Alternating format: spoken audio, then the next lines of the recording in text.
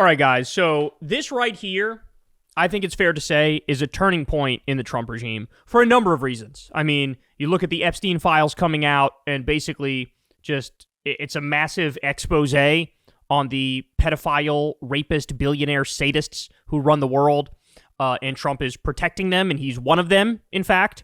You look at that. You look at the fact that the economy is shit, and Trump's focused on building the Epstein Memorial Ballroom instead of fixing the country. So many things are happening all at once where the public is awake to it now. And there's been such an immense reversal of fortunes within a year that now, look at this poll. So this is a Harvard-Harris poll from late January. Ready? Better job as president, Donald Trump or Joe Biden? In February of 2025, Trump had 58% and Joe Biden had 42%. He was crushing them. Double digits, crushing, okay? January 2026, so as of now, Biden 51%, Trump 49%. Biden is up 2 points on Trump. When Trump was up 16 points on Biden, it took a year for them to piss away literally all of the goodwill, all of the support. We've discussed it, but when you look at the different demographic groups, you had independents cut big time for Trump. Hispanics cut big time for Trump. That all total reversal. Total reversal. Now, if anything, it's not only reverted to the mean, it's gotten even more pro-democratic than it was prior to Trump. And again, what's the reason for this? The reason for this is very simple. People look around and they go, wait a second, grocery prices are fucking skyrocketing. Inflation's out of control. Unemployment's out of control. The Trump's approval rating on the economy is 31%. His overall approval rating is like 36%, but 31% is what he's at. That is insane. He's underwater double digits, ready for this, on every single issue. Economy, immigration, foreign policy, Epstein files, on every single thing.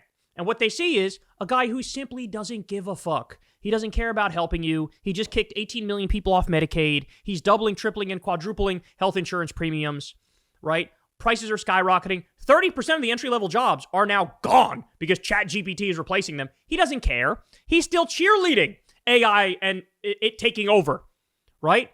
So what people are realizing, and I'm actually not surprised by this, the Biden portion of this, what people are realizing is Biden got to the point where his brain just wasn't functioning. Like he was just sort of too old to communicate in any serious way.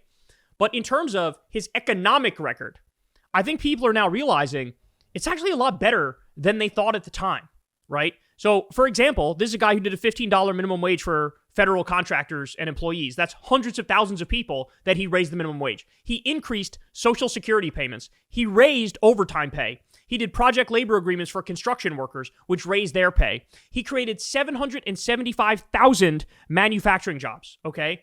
Which is a huge deal. Trump is hemorrhaging them on a monthly basis. We're losing manufacturing jobs.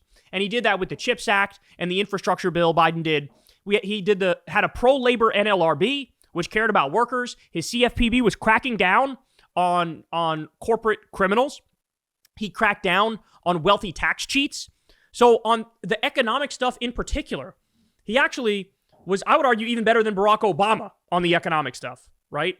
Whereas Trump, it's the exact opposite. Trump killed an increase in overtime pay for millions of workers that Biden gave us. Trump killed the $15 minimum wage for federal contractors. Trump opposed the PRO Act and a minimum wage increase more broadly. He destroyed the NLRB with anti-union picks. He destroyed the CFPB. He outsourced 200,000 manufacturing jobs on his watch in the first term. And in the second term, he's killed all the jobs that Biden brought back. Like 800,000 manufacturing jobs that Biden brought back. So think about it, man. His tax bill also raises taxes on the bottom 90% of Americans and cuts it for the billionaires. Okay? This is class warfare committed on a regular basis by the Trump regime. He also cut Social Security and Medicare and Medicaid, and over 2 million people lost health insurance under him, and now it's going to be even more with the Medicaid cuts and with all that other stuff. 742 hospitals can close because of the cuts to Medicaid, and rural hospitals are now going to go out of business as a result of that. So I think what people are waking up to and they're realizing is Biden had huge issues. His age was a huge issue. There's no doubt about that. His foreign policy was a huge issue because he armed and funded a genocide committed by Israel. There's no excuse for that. There's no excuse for that whatsoever. And, you know, he's a war criminal, right? Like, I think it's fair to say that. But what people are realizing is when it came to the domestic front, when it came to the economic front, what you have in Trump is a guy who's all the warmongering except way worse, and also basically waging war on working people in this country on a regular basis and destroying their lives, which is why it only took a fucking year. It's like, remember back in the day where they used to sell during Obama's term, these idiot Republicans would sell shirts that had George W. Bush on it, and it said, "Miss me yet?" And every time I looked at that, I'd be like, no, not at all. But now the American people are saying, according to the polls, they fucking miss Joe Biden. They miss the guy who couldn't string together a sentence. They miss that guy because they look around and they go, everything's worse now. How many countries did you bomb within the past fucking 6 months? That's a serious question. Somalia, Yemen, Nigeria, Iran, Venezuela. Like, I'm not even going to remember all the countries. Threatening Canada and Panama. Threatening to bomb Iran again. Like, what the fuck? Bombing so many countries, implementing fascism in this country, building 23 concentration camps right now, the most corrupt regime we've ever seen, outed as a pedophile, rapist in the Epstein files. People are waking up to all of it right now. And now they actually wish Joe Biden was back in power. That's how much the Trump regime has fallen in just a year. That's how horrible their decision-making has been. They've now alienated themselves from the world, isolated themselves from the world, did a trade war, which basically made it so all of our allies now despise us and want nothing to do with us whatsoever. So this should be a wake-up call.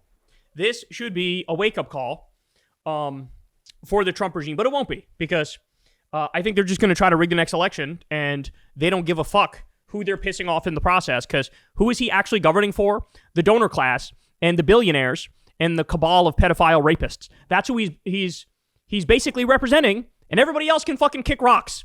And they'll just try to rig it and steal it. That's their only way out of this. Hey, y'all, do me a favor and like and subscribe. It helps out big time in the algorithm.